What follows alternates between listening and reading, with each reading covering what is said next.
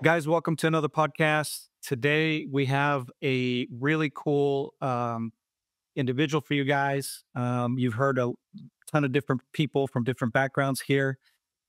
Today we have one of my favorite units in the world, an operator from that unit called the SAS, or Australian SAS to be specific. Um, Mark Wales is a former SS operator, but also has gone to Ivy League school in the United States, started his own clothing brand, and has been on Australia's Survivor. For those of you who are into the Survivor series on television, and he has written two books. And a good friend of mine from Australia that has been in contact with me through social media said, "Hey, you got to check out this guy. You're into Jack Carr and his books, and so he's like, you got to check this guy out. He's the Australian Jack Carr." And I was like, "Well, you got my curiosity. SAS. This is definitely something that is a big deal for Israelis because the founding of our special forces is actually based on the SAS as well. And for anybody who knows a little bit about the SAS history, Israel or Jewish Israelis, or not at the time Israelis, at the time it was Palestinian Jewish individuals, were part of the founding of the SAS as well. So, any case, I'm going to turn it over to you, Mark. Um, that's just a little bit of an opener to your background, but what I'd like to start with really for the audience is just tell us a little bit about yourself growing up in Australia. And I guess then what led you to the path that you chose later on in life here? Yeah, man, thanks for having me. It's great to chat to a brother from across the world. So I appreciate you having me. And yeah, I grew up in Australia. It's not a lot of people don't go there. It's the bottom of the world, but it really is. It's an island continent. We were left to our own. I grew up in Western Australia. We had a like a desert area in the north where my parents worked in a iron ore mine. And me and my brothers grew up in that part of the world, and it was pretty free range, and we were left to our own devices. And I was pretty lucky to live in that part of the world. Australia's pretty small. I think our population's only like 27 million, and it's the size of the US in terms of continental landmass. So it's a big country. But that's where I grew up on the coast of Western Australia, and I'd heard about this SAS unit. I'd seen a book on the Iranian embassy siege in London way back in 1980, famous siege by the hostage recovery mission by the SAS, British SAS.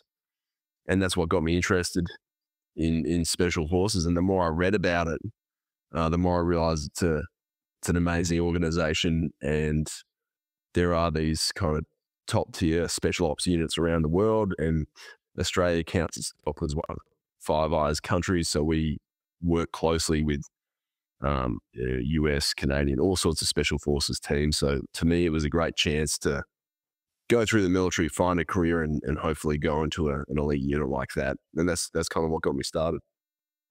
That's super cool. So we're about the same age. And when I grew up here in Israel, at least, the internet wasn't as big as it is today.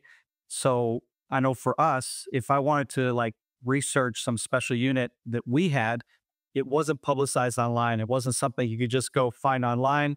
And kind of similar, like with you, you were saying that what piqued your interest was a book that was written about the SAS, and I think that's the same here too. There are maybe a few publications, but we're even very much less open about what we do, or anybody that kind of talks about you know uh, Yeah. uh, our missions or whatever. And it's only more in modern time now that there have been either books or anything online published. So you really kind of had to tap into something that I think most kids your age were not necessarily doing, right? So I mean, was there something that kind of drew you to that? To like, I mean, how did you come, that information kind of reach you? I guess.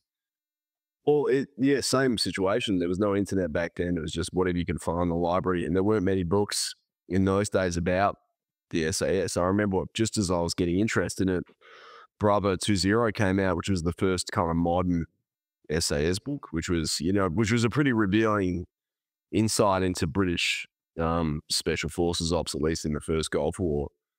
And the more I read about it, the more I was just like, these dudes are crazy. They do the craziest missions all the way back to North Africa, World War II. And I was just like, it just looks like the best job you could ever have. And the more I read, the more I was interested in it. And I was excited to hear that the Aussies had done the same thing. They'd emulated the British, operational model and training model and selection process.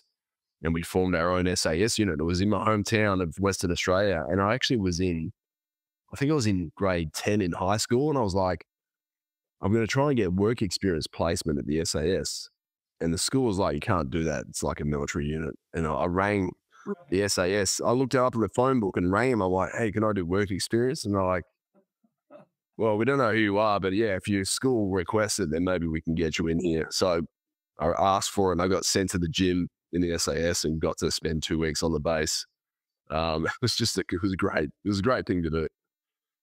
Yeah, I remember reading that in your book, and it just cracked me up because I was just like, "Hey, could I just come and maybe like, sweep the floors, do whatever?" I mean, that's crazy, and I mean that's cool because it's like it really took personal initiative to kind of step out and and not have like a formatted deal, right? Where oh yeah, you just do this and this. It's like you stepped out. I mean, out of your comfort zone as a kid, really. I mean, as a teenager, where most of us are insecure in general in that age in life, and won't really pursue something kind of their own initiative. So, I mean, that really stuck out to me in reading your life story, and I was like, wow, that's and that's probably also what kind of part of the characteristics that gave you leadership skills, which I noticed later on in your when you started your military career, that kind of led you in that path of also being a leader. Can you talk about what was the stages that you took there? You started because you didn't just jump straight into the SAS. You started like explain that process that you took and what led to the next stage, which was SAS later on. Yeah, I remember thinking, uh, I had a friend that was applying for officer training in the military. And I was like, I probably should do that because if I don't, at least you get an undergraduate degree. So if I don't succeed in the army, at least I'll have that. So I applied with him to this training academy in Australia. And then when I was training, I was like, wow, what can I do next that's going to get me the best chance of getting to the SAS? I was like, well, maybe I can be an infantry soldier or an infantry officer. That'll be the best thing to do. So I did that, applied for an infantry unit. And everyone was trying to get into the infantry units that were going to East Timor. There was a peacekeeping mission. It was the first operation we'd done since Vietnam. And so people were trying to get involved in those units to go over there. And I was able to join one of the battalions and did a tour in East Timor. And that was my first kind of exposure to, I guess, operations. And I was lucky because I was young. I was like the first or second year as a platoon commander. And most people didn't get that. They had to wait, 10, 20 years before they got any operations. So it was a good start. And then when I became a captain, I would have been like 24 years old or something. I became a captain. And then I was like, I think it's time to do the selection course. And so I think there's like a 3 or 4 month build up where you do like personal training and develop some of your skills further. And then I went on the selection course, hoping to pass it.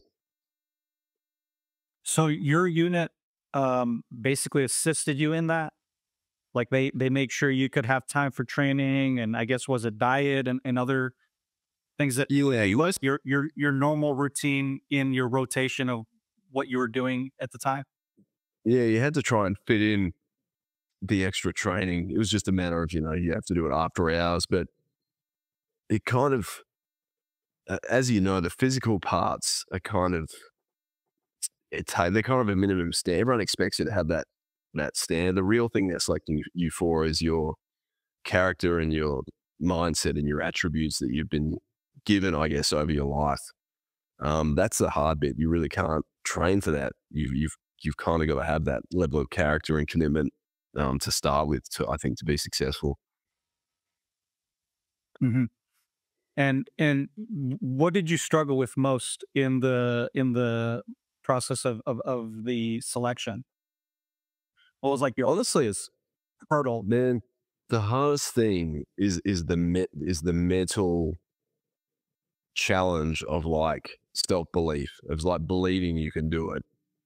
Honestly, that's the hardest bit. I think everyone goes to a place like that where you're surrounded by really high caliber soldiers and says, "Shit, maybe I'm just not the one that should be doing this."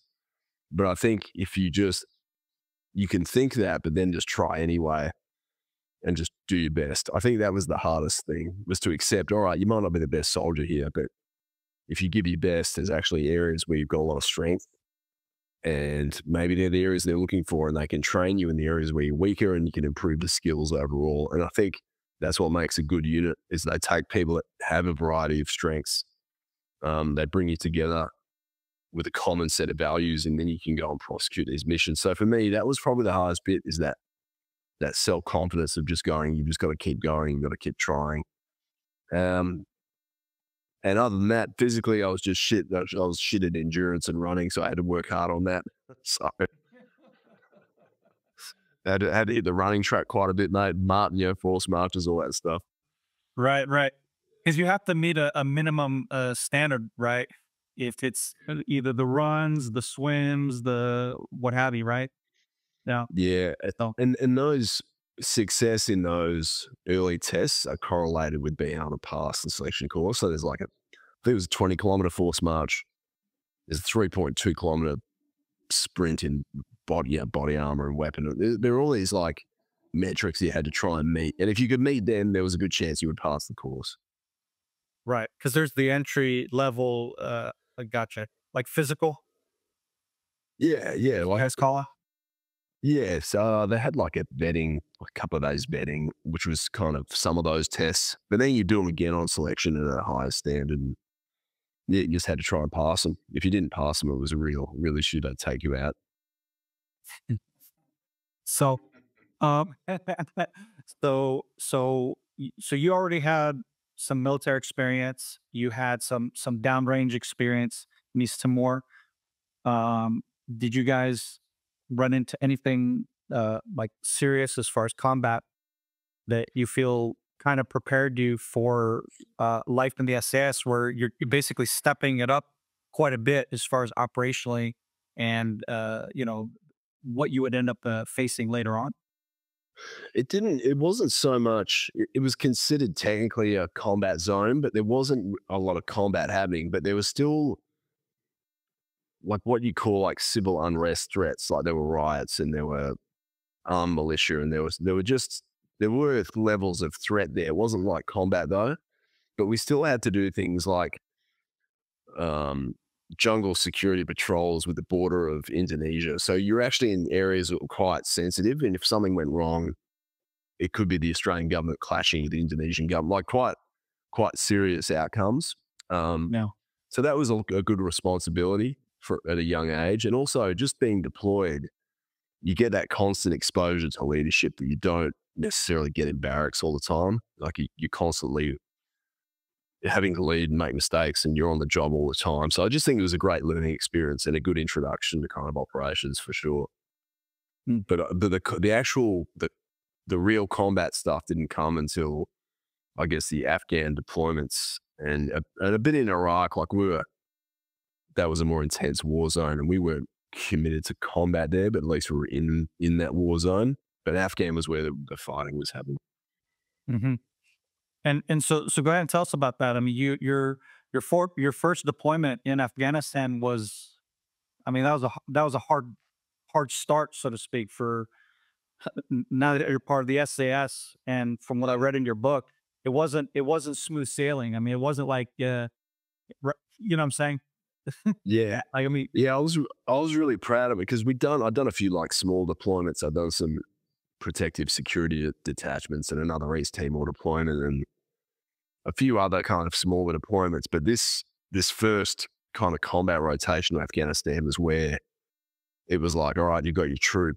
We're going to go into these areas that are controlled by the Taliban, and you're either going to collect intel or help lead a clearance mission as an advanced force element and do some targeting, kind of early stage targeting missions. We didn't really have the technology and assets for it then, but we were still working towards it. So I just remember getting over there, and the first job we had was to deal with this really troublesome valley that was north of Tarankout in Oruzgan province, and it was called the Trora Valley, and that we'd fought over repeatedly over the last kind of 18 months. And then when we came in, the commander of the command region south just goes, right, we're taking this valley back. I'm going to commit my reserve to it. It was a Gurkha battalion, I think they used. And they're like, can you guys help us with the infill? And I'm like, yeah, we'll do all the recon. So we spent 2 weeks kind of doing behind the lines recon, checking all the landing zones, trying to find enemy locations. We do observation posts during the daytime and just watch what was happening in the valley. And there was clearly a lot of enemy in there, and they knew we were coming. So we were getting ready for this clearance. And then the night of the clearance, we were going to be the receiving force. So we went into the valley, secured the landing sites, gave we had eyes on the ground, basically. We had a sniper team up watching the valley. Was that mean receiving force for people that don't? You're so jargon.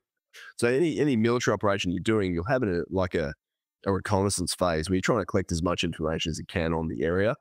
A traditional role of the SAS and Special Forces, and something we were known for, was doing this really advanced, long-range, difficult-to-do reconnaissance, which is not really sexy, but it's a really important part of the mission, is trying to figure out who's in there, where they're located, what the danger areas are. All that information is super valuable before you launch a mission. So we were kind of the eyes and ears on the ground leading up to this job, because that sort of work is technical, it's difficult, takes a lot of training, a lot of expertise. So we did a lot of that work in advance, and we got good results. We found a lot of enemy forces, and in one case, we actually had a battle with a small team, which you don't really want to if you can avoid it. But we ended up shooting and killing a small team of Taliban. So all that's leading up to the mission, in the weeks leading up to it, and then we kind of launched this clearance operation. And my team was on the ground waiting when these helicopters came in. So we kind of had made sure the area was secure before they came in and landed. And they were worried about heavy weapons. They were worried about getting shot down coming in. So we'd secured the area. It was nighttime. We received the landing force, and then the clearance started the next kind of early morning, and went into the daylight, and there was no fighting happening. It was kind of quiet. But I picked my team up. We were going kind of along the river system that was in that valley to go and ambush, I guess, an enemy leadership location. And we ran into an enemy position on our way to this, on the way to this ambush. And that's when we got in this really intense kind of close quarters battle. And we ended up kind of having to duke it out in that valley for about 12 hours, really. We were stuck in there fighting at close quarters, calling in airstrikes. The snipers were shooting along the river system because enemy were trying to outflank us. They were trying to cut us off. So these snipers that had set up behind us were doing heaps of work off this ridge line. The Taliban were trying to mortar them. They were trying to dislodge them off this ridge line. So they were sniping and getting shelled at the same time. So it was pretty intense. There was a lot happening. But it was during that first battle, one of the team leaders in my team was shot and badly wounded. So we had to do a full evacuation under fire, and the American medevac birds came in to pick him up. They got shot pretty badly. And then they picked him up, and unfortunately he was killed. He was shot, and the round hit his heart. So there was not much we could do. So he was killed in the opening stages of the battle. That was a really big loss. Mm-hmm. And that really impacted you pretty heavily for the continuation of the deployment, from what I read in your book here. Yeah, it was like we kind of, after that, we changed our approach a little bit more. We changed our tactics a bit more, but it was always there. I don't think I didn't want to go through that again. I didn't want my team to go through it again. It really played in my mind, and it wasn't until I think years later that I'd gotten a bit older and I'd thought about it more, and I found a bit more peace with it. Though I was better as a soldier. Yeah, I think I was quite young then. I think it showed. I think I was still a very junior leader. But I mean, they're the things that that kind of you lock away, and you're grateful to survive. And I'll always remember Matt. He was fantastic. And I guess they're the people we live up to for the rest of our lives. Hmm. So essentially, would you say that what you were suffering from was survivor's guilt, essentially? Initially, Yeah, definitely. like you're saying, it took years to process it through and to realize you didn't make it wasn't your failure that led to the death of your teammate, right? Whereas, or initially, right, with that survival guilt, even though you had nothing to do with one of your mates, directly, it somehow it just attacks you, right? And would you say that's kind of what was plaguing you? Definitely. I think anyone who's been in that situation has done the same thing. They'll sit there and go, "Oh, we could have done this, or we could have done that. We could have changed it." And you go through all these mental gymnastics trying Hmm. to fix something that can't really be fixed. And I think one thing that helped me, I remember talking to a psychologist. He goes, "You've got to remember, um, on the day you were doing the absolute best that you had with the information that you had, and it didn't go your way." So it kind of, I found perspective with it over time, but it does take a while to get over that shock of a fatality. And you kind of, there's obviously the grief from that loss. You also consider your own mortality.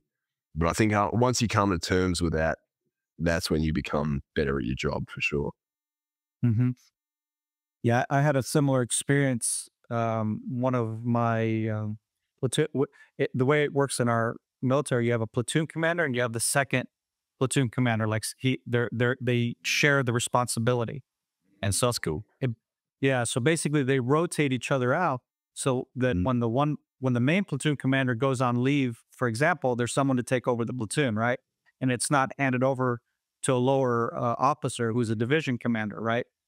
Um, so the second in command, when we finished our, how would you call it? Trying to think of the American or the English term, but basically you start as a platoon, your basic training, your advanced training, and then you go to get deployed. Essentially, now you're operational. So right when we became operational, right, this second in command platoon commander had transitioned to the senior teams in the same kind of position, actually, with another under the other platoon commander. Long story short, we're in Gaza now. And we ended up with an incident where terrorists was trying to infiltrate and kill people and fully armed, everything. And he's crawling through the sand dunes. And our intelligence was it center where they have all the cameras and so one of the girls notices this object crawling through the sand and calls our attention to it. Um, so so his name was Leonardo. So Leonardo is with his new platoon commander and he hears the radio chatter and he decides he's going to respond to the incident, even though it's not under his jurisdiction, right? It's under ours, right? But because it was the platoon he was a part of, he felt, oh, I can just dive in here because it's my boys, right? It's the kids that I help, you know, make Mhm. men out of and make warriors out of. And so he responded to the incident with the other platoon commander. And because of basically wrong intel, essentially, they both ended up getting killed.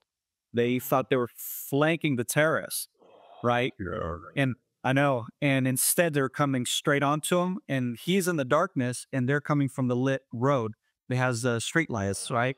Yeah. Yeah. And so I was doing guard duty that night, right? So I'm doing guard duty that night. I hear the whole thing unfold. It's like 50 to 100 meters max away from me. And I hear the whole thing unfolding because I'm in the fob, I guess you call it, right?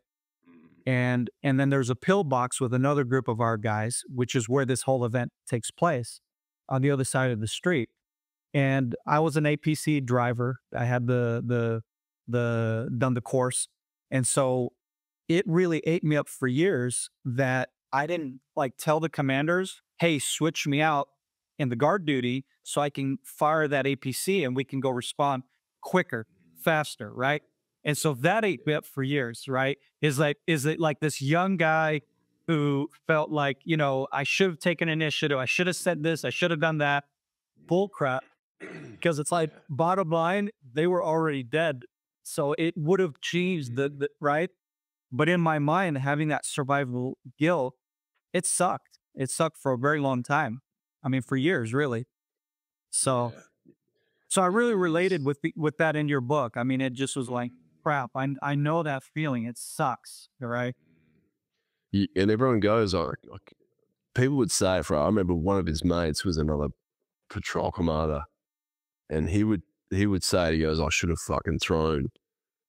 um, I should have thrown the fucking white fox into that corn. We could have burned it down. We could have killed it. And I'm like, yeah, man, there's a lot of things we could have done, but like we were doing our best. And it just took a while to come around to that idea that in hindsight, there's a lot of things you can do, but when you're in it, you're just doing the best you can. Yeah. I think you did a really good job at bringing that to light in your book.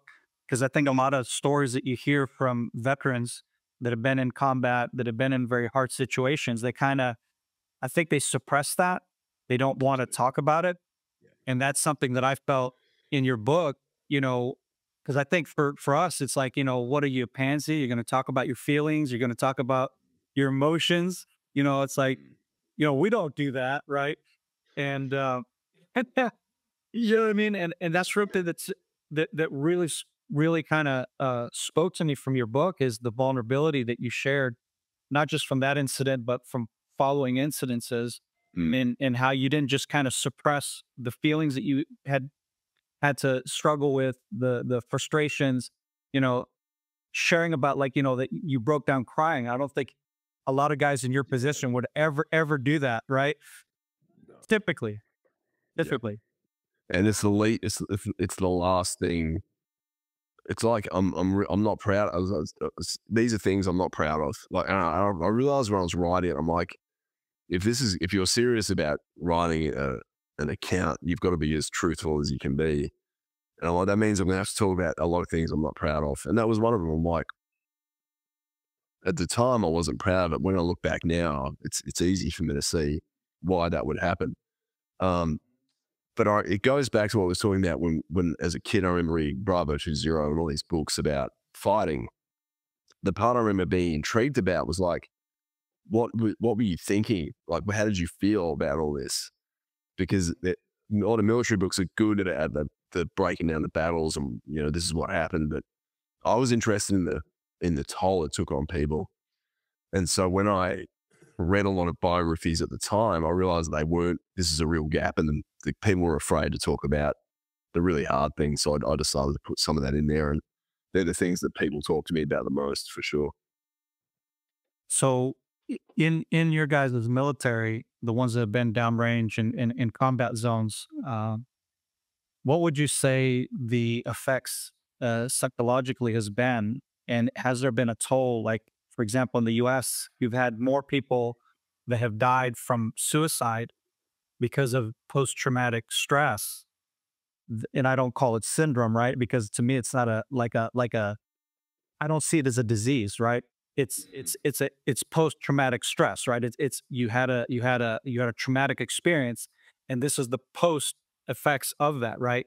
So anyway, so for me, that's a big difference. Is because I think it puts this labeling on veterans that makes them feel like there's something wrong with them. When for me, there's actually everything that's right with you if you're suffering from Yeah. the emotional toll of that. So what would you say it's been on your military and what kind of advice would you give for people that are struggling right now? Um, This is you know, such an real interesting. Yeah, this is such an interesting one. And I end up looking at some of the, I guess, the neuroscience behind it. They're like depression and PTSD responses. Some of the symptoms that come from it. If you think about it from an evolutionary perspective, they're there to try and preserve your life after you've either witnessed something traumatic or had a near-death experience. They're designed to keep you alive afterwards. So the recurring memories or the isolation, social isolation, all those things are designed to keep you alive. If you've just seeing your friend get eaten by a saber-toothed tiger, you go back in the cave, you sit there and you know, you hide for a bit. The problem is now in modern life, we had the same psychological response to trauma, but you're in combat. You got to keep going. You got to keep fighting. Um, I think it's something like 80% of PTS cases end up resolving themselves without intervention, and there's some that are chronic and ongoing. So that's kind of one part. I know that psychotherapy, and if anyone is suffering from this, there are treatments that are proven to work quickly. There's psychotherapy and there's prolonged exposure therapy, cognitive behavioral therapy. These all improve the symptoms of PTSD. But another really interesting part is I think they're starting to understand there's some other really unusual symptoms that relate to soldiers, especially people from special forces, this operator syndrome. And some of it looks like it's physical, like blast exposure causing cavitation in the brain. They're seeing this from the New York Times is covering this really well. I don't know if you read the articles, but fast boat crews getting thrashed over waves for days at a time. They're getting it. Artillery crews, exposure to blast, they're getting it. Special forces operators and breaches, they're getting it. So they're starting to think that there's a physical impact from blast and exposure and residual concussion that's causing a lot of these symptoms in especially special operators, including higher rates of suicide and some other behaviors that don't quite match PTS symptoms. So that's a really interesting one, man. I think there are all these other effects that they previously maybe didn't think of that are starting to manifest in soldiers now. Hmm. Yeah, I mean, this is something that um, we in my unit we've been trying to really take seriously because we don't necessarily have again because this is a people's army and we have very limited resources, very limited abilities to kind of deal with this. And I think for us, a lot of the post trauma um, issues have been kind of put on the families and the family unit. So in a way, like we actually have a very low suicide rate for the IDF, which is risks for the fact that we've been in war and we do have. It's not like we don't experience actual combat, right? But I think part of it is the family unit is kind of the thing that's really helped us and combined with our faith, right? So it's the years and years of the Jewish faith and the customs that actually bleeds into the family unit, right? So all of that I would say has kind of helped us. But then again, you have many soldiers who are not religious, who don't have strong family units, who don't have that same kind of surrounding, and they're definitely getting affected by PTS. And what we've done is in our unit is we've discussed basically on more on the psychological and what things you can do to help overcome, like you said, it's a natural reaction to hide in the cave after your buddy's just gotten eaten by a lion, but it's also a natural thing to want to survive after having friends blown up next to you, Yeah. shot, whatever. Um, and how do you process it? Because what our friend was telling us, one of our teammates who is uh, in a special psychological recovery for soldiers kind of nonprofit. He was the one kind of handling this is what you need to do, and so that was I found very helpful. Um, what do you guys have in place for where you're at, like for that kind of? Dude, I think culture plays such a big role in this. And I think it's Sebastian Junger from the US, the journalist from the US, who's talked about this, about specifically PTSD rates in, for example, Native American tribes and specifically the IDF, saying that one of the reasons their rates are so low is the function that their society plays in caring for warriors once they come off the battlefield, and also the proximity of society to the war that they're fighting. So because it's such, and because of that, your society understands what your soldiers are doing in a way that they don't in the West, in the broader West, so Australia, the US, and UK. We go to these distant wars and we come back to what is really an atomized society, and in some cases secular. And we simply don't have the cultural net to catch people in when they come back from these things. And I think that's a huge part of why recovery from war fighting has been difficult for these organizations, especially in the US. It's such an individualistic culture that people are just left in a way that when you think about you kind of your way of life in Israel and your faith and all that, that catches a lot of people. Those units, those supporting units do catch a lot of people and help them. Yeah. Yeah. I think like one of the things that really stuck out to me that I think is lacking in the West is it's like, well, why am I saying the West? In the more secularization of the West, is it's like we don't believe in pure evil, in pure good, right? It's like it's more this concept of everyone's good, but it's your surroundings or because the way you were raised in the wrong, like you didn't have opportunity or whatever, and it led you to a life of violence or crime or whatever. But given the opportunity, we are all good inside, and we'll all be, positive contributors to society, which I personally don't believe in. I believe quite the opposite. I think that as humans, we're all fallen and have the capability of actually doing very horrible things. And it's actually because of God and commandments and structure that basically pro- Yeah. protects me from the evil inclination that would lead me to do what's wrong. On the contrary, like that's my view, right? So I think when you're in that kind of a society and worldview, um, it really affects the war fighter when you don't let the war fighter know because of political correctness, right? As far as how we identify the threats that we're against, we don't like to talk about jihadist extremists, right? And their worldview and what it means, and essentially, then as a war fighter, right? This is the enemy.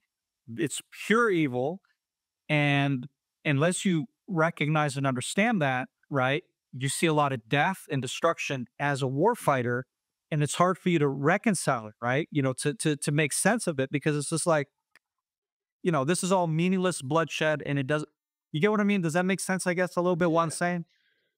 Yeah, I think there's a lot of naivety in people in a way that's not in combat veterans. I think we kind of understand, I guess, human nature and morality in a way that a lot of other people don't, and that people really can go down an eagle path if their values aren't aligned. There are some enemies out there. Their sole purpose is either the destruction of the West or the destruction of Israel. Like, how are you going to negotiate? How are you going to deal with that? You really can't. You really can't negotiate. Like, how do you deal with that? Exactly. Yeah, Exactly. it's. I think you're naive if you think you can talk these people around.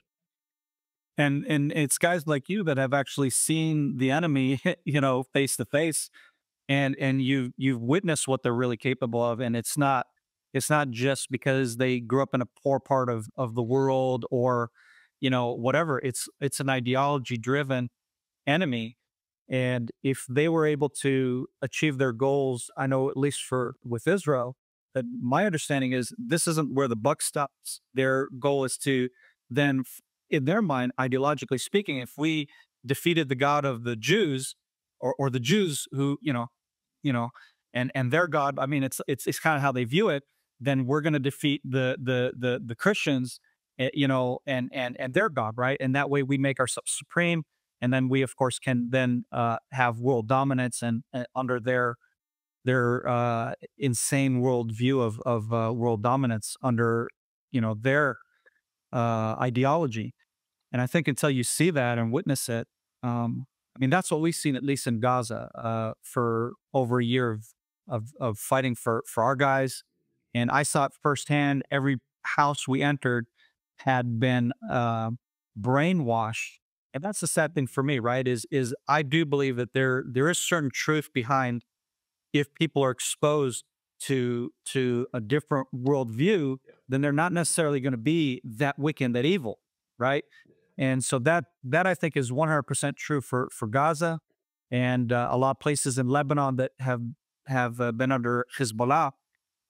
You just see that they're brainwashing these people from childhood, and you see it in board games, you see it in maps, you see it in their school curriculum. Mm. It's everywhere. In math, it's all, about killing Jews, destroying and conquering and taking over and whatever. There is no room for coexistence, for respecting the other, like we have in our culture, right? Um, There's always that tension, and I think in the West we are a bit more naive about it because a lot of the threats we face are not necessarily existential threats in the way they are for you. And I think that's where some people have difficulty understanding it, that you are in a really difficult position in a way that we are not. yeah, Mm. and unfortunately, I think the West is about to wake up to um, a future that's going to be it is going to be more existential. You are going to see Yeah. on October 7th, in my opinion, you're going to see an October 7th spill out, at least in the United States, if not Europe, and I really hope not in Australia. But um, Mm. yeah, yeah, I think that's something you kind of dabble into a little bit in your latest novel. Actually, I mean, even though it's more written in a novel way, you can correct me if I'm wrong, but if I'm reading between the lines, I'm going, okay, yeah, I could see that, I could see that. Yeah, I talked to a friend about this. They're like, there was a book written in Australia a while ago called Tomorrow When the War Began, and this guy tried to kind of skirt around naming an enemy when he was talking about it, and he still cop shit for it anyway. I'm like, you know what? I'm just going to name China in this one as the antagonist and be damned. And so I built a fiction story around that, around a Chinese occupation of Australia. But the central part is how that would impact your society. If your society faces an occupation, how would you behave? What would you do with your family? How would you fight? And for me, it was just a chance to kind of, especially for Australians, we're a complacent bunch. It was a good chance to show people that, hey, this isn't theoretical in a lot of other parts of the world. So just be grateful for what you have. No kidding. Mm. Which is kind of, and I always found that very interesting because I've never been to Australia. It's on my bucket list. But I've had a good amount of Australian friends and heard about, and I tried to kind of understand your society. I mean, you guys are very different in many ways. You're Western, but I've noticed your mentality, your worldview is it's very specific, very unique. Um, Mm. but at the same time, yeah, like you're saying, indifferent in the sense of that there's any kind of threat to us, whatever. But it's also the home of Mad Max. I mean, like, y- right. And like, where does that where you know what I mean? Where did the creators from Mad Max get that kind of idea? Is always been curious to me, right? I mean, Man, the one of the best things that happened in my life was I got the chance to talk to the creator of Mad Max and ask him about like where the hell did all this come from. I didn't know that. Talked That's about awesome. yeah, George Miller. George Miller. He's 80 something years old. He's directed all the Mad Max films, and I got a small role in the last film in Australia, and I had the chance to sit down with him and just when he was interviewing me for the role, I'm like, where did all this come from? And he was a emergency doctor in Australia, in Sydney in the 70s. And he saw all these vicious car accidents that were happening back then. And that's where kind of some of the ideas for Fury Road came from. And then I think he said later the real genesis of the story was in the 70s during the OPEC oil crisis, um, when the world was kind of running out of oil in some cases. And he said, what would the world look like if we kept going down this direction? And yeah, that's where the idea of the first film came from. They filmed it in Australia. I think he borrowed $200,000 from his friends, made Mad Max, and I think it ended up being, I think it made $100 million. It was the most profitable film ever for a long time until Blair Witch came along. But and that's what spawned the idea of this kind of hellscape, which for him is a warning to society about the directions we can go in and how humans behave when there's scarcity. And um, really, the theme that runs through all of his Mad Max films is about hope and about trying to find a better future. Hmm. Mm. Yeah, and that's done through beta males. Through what? It's beta, Exactly. Serious.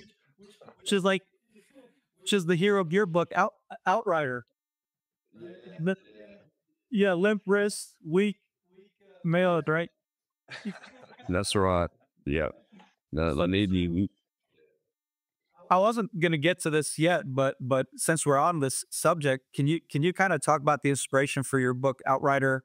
And are these like real people? Somewhat this group of it seems like former combat guys slash special forces that are out. Like they're kind of like a ranger, I guess, an equivalent. Like in for American audience, let's say like a Texas Ranger style kind of bunch of guys defending a homeland. Like, can you explain that a little bit?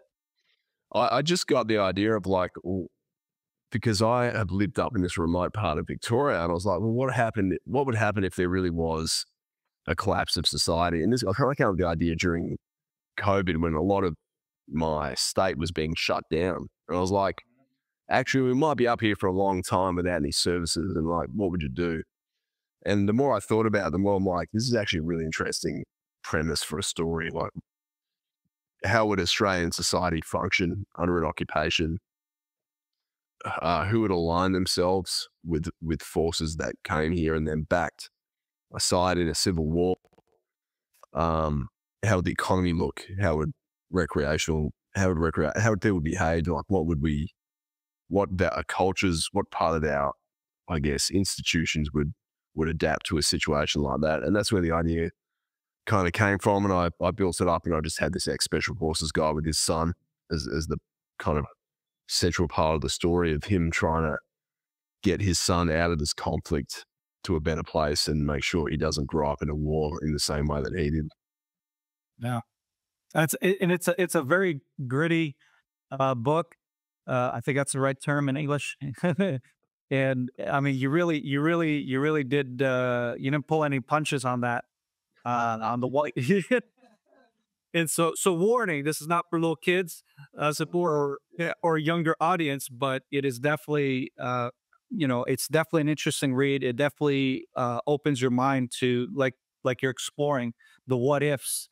And I think that's something that people need to be more aware of. The world isn't getting rosier. Like COVID as an example. Um, you know, I like to think about what can I do if there isn't a supermarket to go buy my food at, if there isn't a gas station to fill my pickup with or whatever, and the list goes on, right? Like, what kind of things are you capable of as a human being if there's this nothing from the creature comforts of Western civilization, which is Israel, we have benefit of. We're not a third world country. For some of the audience that might be watching this and thinking, do you guys have light bulbs? Do you ride a camel to work? It's like, yeah, I ride a camel to work. This is where all the technology is developed in the world, by the way. Yeah. So what do we do without that, right? Without all these creature comforts, are you capable to do that? Which in a way you kind of explore a little bit in your dabbling with survival on TV. How was that experience? I mean, you got to Oh yeah. test right? Oh yeah, it was hilarious. Such a like left field thing to do. I applied for and went on this Australian Survivor show, and I just thought it would be great fun and a great experience. And I was right, it was. And I think you don't actually know how to play Survivor until you played it once and been voted out, and then you're like, okay, now I get how this game works. Right. The You opened on opposite there of it, twice. I've been on there twice, yeah. Yeah. And the second time I was like, okay, I know how this works. You've got to like you've got your people and you look after them, and everyone else you like stab in the back as quick as you can. And if you don't take it personally, it's actually a really fun thing to go through. It's a really fun time, and it's not, it's difficult because you don't get food, and but it's just every day is a new adventure, and I had such a good time playing. Yeah, I thought that was pretty funny because definitely not the likely candidate to apply for that in a way. And like one of the shows that I've followed is the was it the SAS Who Dares Wins show. Yeah, Uh, yeah, that's done pretty well. yeah, and I've always enjoyed watching those candidates. These civilians going through like a military version um, experience. And I always laughed. I thought, what if we actually had something like that, but with like military vets, right? People who Oh, have been, hilarious. right?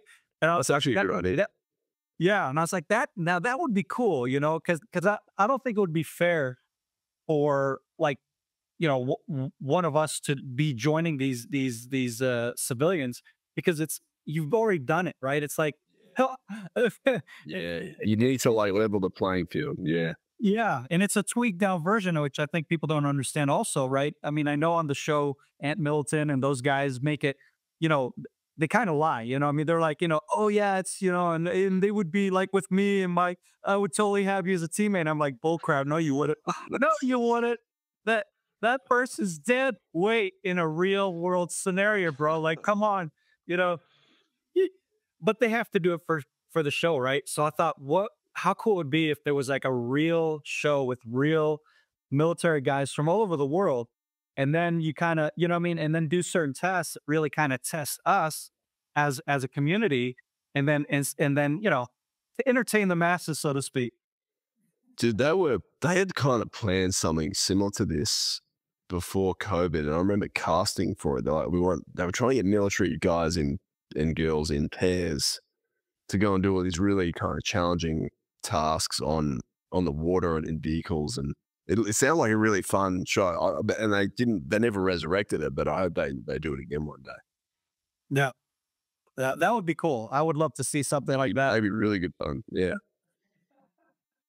So you actually thought that the SS wasn't enough for you as a life achievement, small beans with that. So you decided to go to an Ivy League school in America and essentially get an MBA from one of the top universities. What was that like?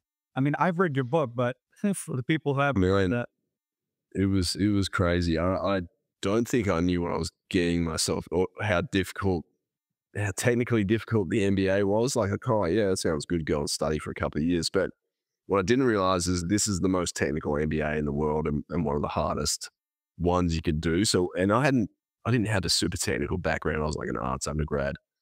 And so when I got there, man, I was in this special needs maths classes, and I was doing all this extra summer work, and so yeah, I was like hopeless. I had to really work hard to get the kind of scores in the curriculum. But once I got through that core curriculum, I was able to branch into other classes and things that I loved, like entrepreneurship and marketing. And that's where I really found my kind of feet and passions. And I guess that's kind of where I still go today. I still love branding and marketing and fun stuff like that. But I would recommend this to anyone if you're leaving the military and you don't know what to do. Go and spend a year or two in post grad studies, just you know having a rest and trying to figure out what to do with your life. Because while you're doing that, you're getting extra training, you're getting upskilled, and it was just a fun thing, man. I just loved it. The US, they go hard on their schools, and they really have a good time. yeah, well, specifically where you went, I mean, it's Yeah, yep, we're a challenge. yeah, um, I loved it. so through that, it actually gave birth to one of your brands that you created, which has a very bold name, and I understand that that was like controversial deal. Can you explain to the folks here what was that like? Yeah, so I'd had this. I wanted to. realized there were a lot of leather jacket brands out there. I was trying to buy one for myself in America. I couldn't find one that had kind of the brand values that I liked. And I realized there was a bit of a gap in the market. They weren't kind of marketing into, I guess, the more masculine demographic. So I was like, I should do this myself. And I called it Kill Capture because it's like, that was the mission profile we were doing in Afghanistan. And a hard K is good in any sort of branding, like Calvin Klein, Michael Kors. Anything with a hard K is easy to pronounce and easy to remember. So I kept that name, and because it is so kind of aggressive, people never, people don't forget it, and they either love it or hate it. And over the years, we've gotten a good little following, and people that have bought our gear just love it, and it lasts them for years and years. So yeah, I'm still proud. We still do it. We go on a SHOT Show again in Vegas in 2025. So that's been exciting. So you're going to be a SHOT Show and showcasing your brand. Yeah. Is that it? Yeah. Is that right? That's awesome. So for those who are listening and you're going to be at the SHOT Show, go check out Kill Capture. Which again, I've only seen online, but it looks totally hardcore, and the kind of jacket for guys like us that don't want to wear something that is how do you call it, head unisex and whatever. It's like, no, this is a dude's jacket. This is Exactly. You're in no doubt as to who this is made for. It's like, yeah. But you had a funny story that really stuck out to me about that journey you were taking. You found yourself at was it like a fashion show or something? And it was like it is exclusively for a Jewish, like only a Jewish community. And here comes this Gingy Aussie white dude from down under, and they're just like, "Oh, you Jewish X." That was so funny because I was chatting to a few of them and I didn't kind of realize it. They're like, "Oh yeah, this is it was a young Jewish professionals networking event, and this Jewish girl that I'd met in New York is like, oh, I take my ticket, just go in and I'm sure they'll be fine." I was chatting to a few guys and they're like, "Hey, you're not." I was chatting to them for ages. And they're like, "You're not Jewish, are you?" I'm like, "Oh no, man, I'm Aussie." I was like, "Yeah, we thought so." Yeah, they're like, "Whatever, come have a drink with us." And it was such a fun night. Which was awesome because I thought that was awesome because I know how like certain societies, that they're very cliquish, I guess. And if you would have been discovered, like probably they would have escorted you to the, oh right, we found somebody that doesn't belong. But it's like they actually took it well, and we were just help. It seemed like they were helping you out somehow or whatever, or pointing you in the right direction. Oh, they were. Yeah, I was like the pet kangaroo. They're like, bring the kangaroo along. Let's go." Yeah, they were good. They were good fun. They were good sports about it. That's epic. That's epic. Because again, whenever you meet somebody from another culture and what have you, it can be either positive or negative. And I know, unfortunately, for Israelis, we're not the best ambassadors for Israel. I cringe when I travel the world. I see an Israeli doing something stupid. I'm like, oh God, Oh, we had our own fair share of that. Yeah. Well, I've always seen good ambassadors for your country, but I'm sure there's bad experiences. But so and then that kind of nudged you in the direction with really going aggressively with capture, because you actually got eventually you got positive support to be like, no man, you got to go with this. And so you ended up with a very crazy, how would you say, what's called a model, right? Someone to model your gear. Tell us how that was running into, was it General Mattis, right? Dude, that was crazy. We had one of the guys I was in business school with, Sean Toole, and his father, I can't remember his name, Toole was his last name, but he fought alongside Mattis. I think he was promoted on the battlefield, maybe a Marine division or something like that, quite a Marine brigade maybe.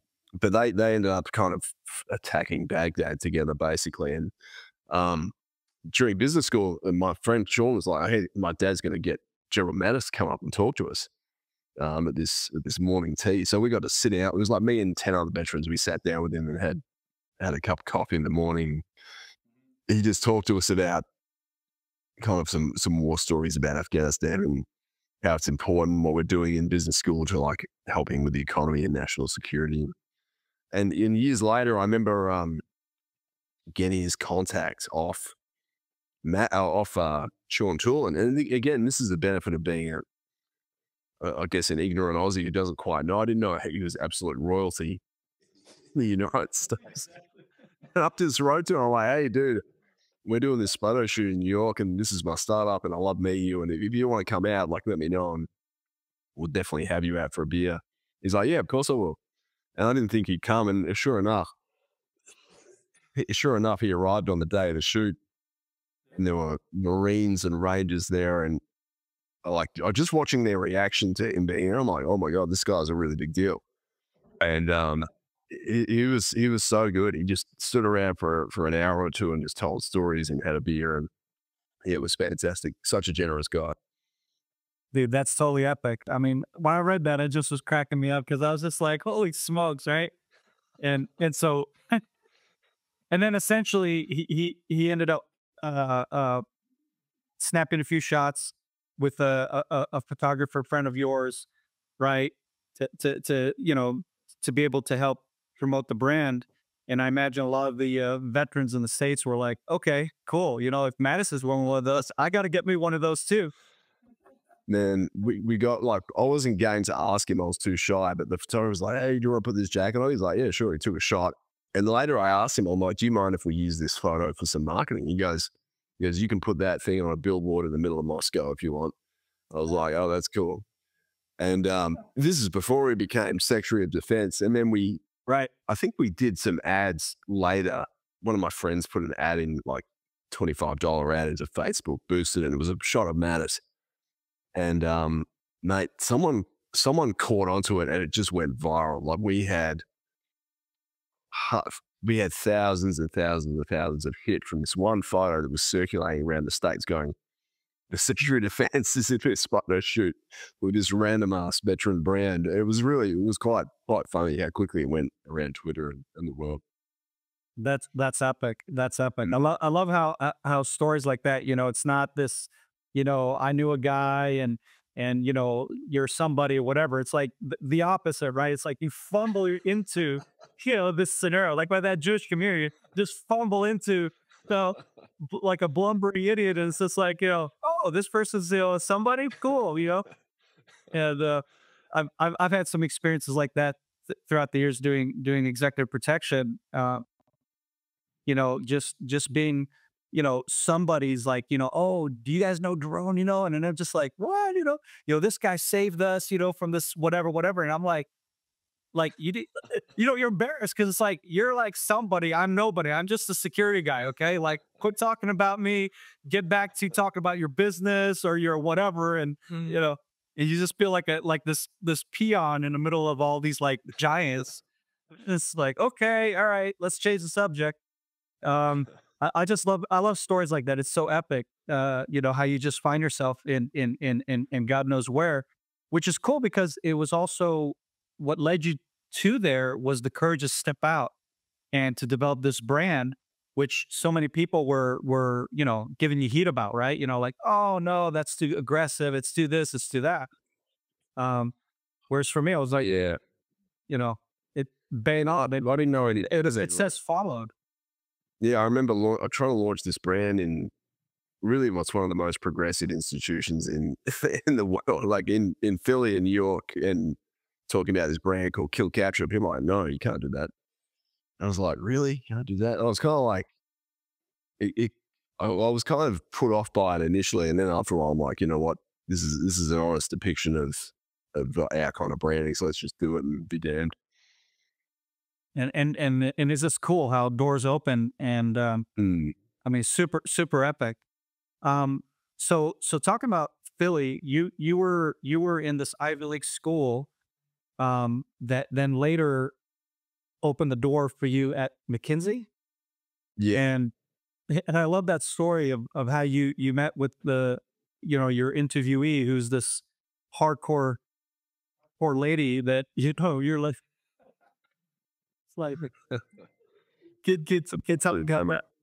Yeah, Yeah, I just remember that during the interview process, you have a certain, I guess, you got a certain level of confidence. If you've been through special ops stuff, you're pretty self confident by the end that you've seen it all, and you've dealt with some pretty high level people. But then when I talked to these McKinsey execs and partners, I was like, man, these people are on another level. Like just their raw kind of horsepower with how they problem solve and talk to people and just their general intellect. I was like, fuck, it was quite intimidating. And she was no different. She was a well known, like 6 foot tall, and I think she was a surgeon in Australia that had joined McKinsey, was now a senior partner, and she was just tough as nails and very nice, but you could just tell she was assessing you the whole time. Yeah, exactly. And so that was in the beginning, that was pretty challenging for you because I understand it wasn't like you had it figured out.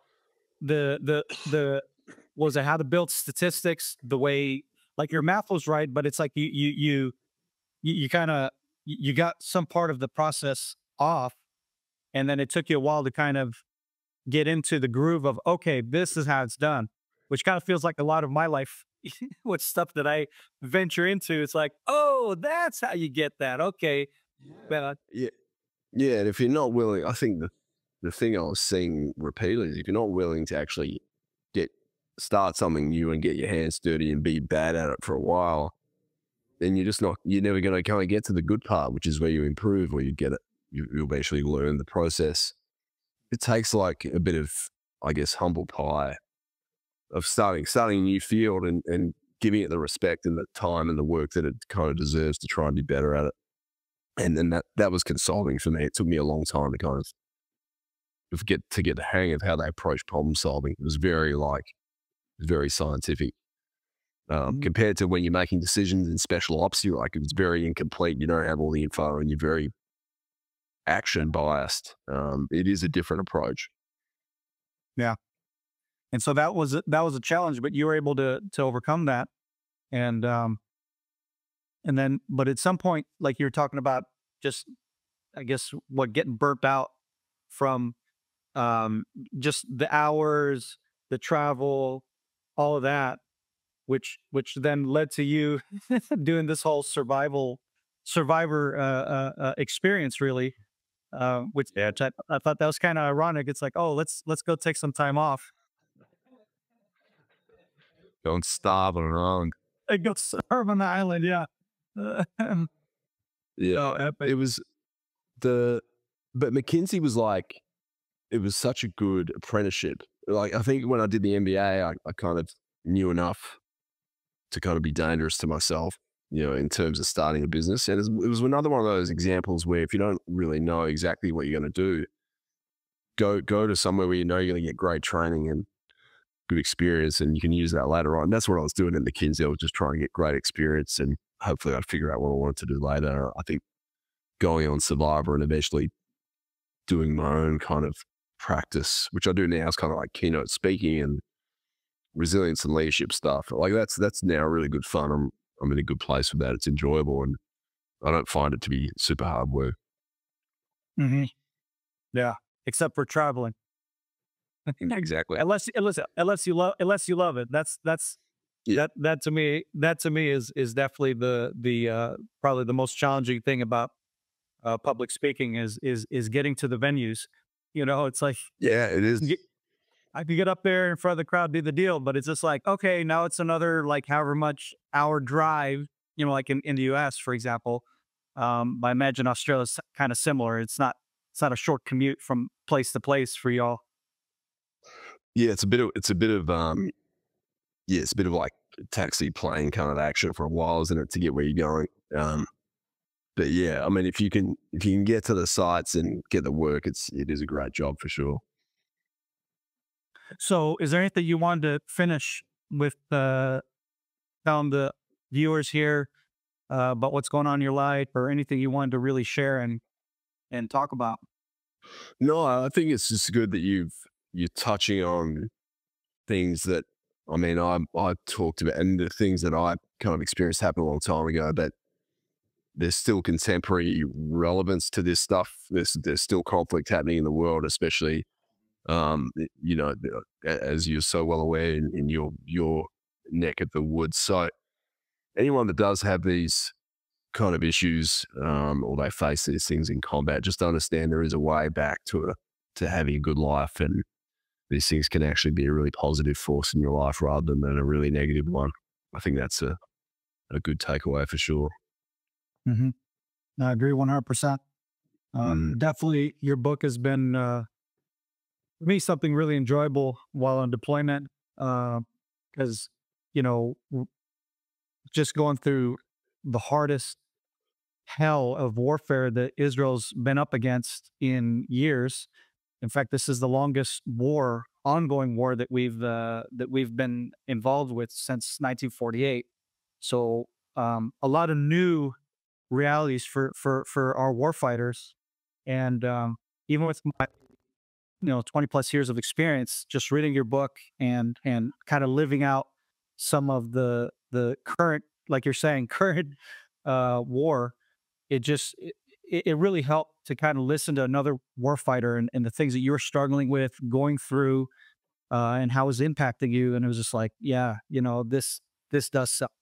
You know, lose another good close friend, or been in very close proximity to multiple what do you call 'em, mass casualty events and whatever, mm. and just realizing that um, any moment could be your last. And what's the legacy that we're leaving, right? What am I fighting for? And it just kind of brings that kind of perspective. And anyhow, to me, this was just a cool read, and it really just you know it's surreal in a way, right? Because it's not just reading it right in the comfort of my home. I mean, really, like I'm reading this book while on deployment, right? And Oh, wow. you know That's crazy. it's a little different, right? And it just felt like a very interesting experience, I guess, in a way, for me, because on most of my deployments, I haven't read books, I haven't gotten into podcasts or whatever, and so that is also a newer thing for me on a deployment. And this was something that really impacted me, and I just really appreciate you giving the time to talk about some of those experiences and to share it with the audience of this podcast. Man, it's great to chat with someone who's been through a similar thing, and I really appreciate you having me on, man. I know you've all been through so much, and I really do wish you the best. I know people are going to need a lot of help, and I just hope that with your podcast and how you're sharing these things, they can get some of that. So good on you, man. Thank you, brother. Really appreciate it. And guys, for the listeners, and if you made it this far, um, go look at the description below of this YouTube, and on Spotify and Apple. You're going to have in the description the books that Mark has been a part of writing and published, that are really high recommendation. I've read both of the books, and the one is fiction, the one is real. So you really get a good taste of two different worlds, and I highly recommend them because some of the best reads I've had. And thanks for listening, guys.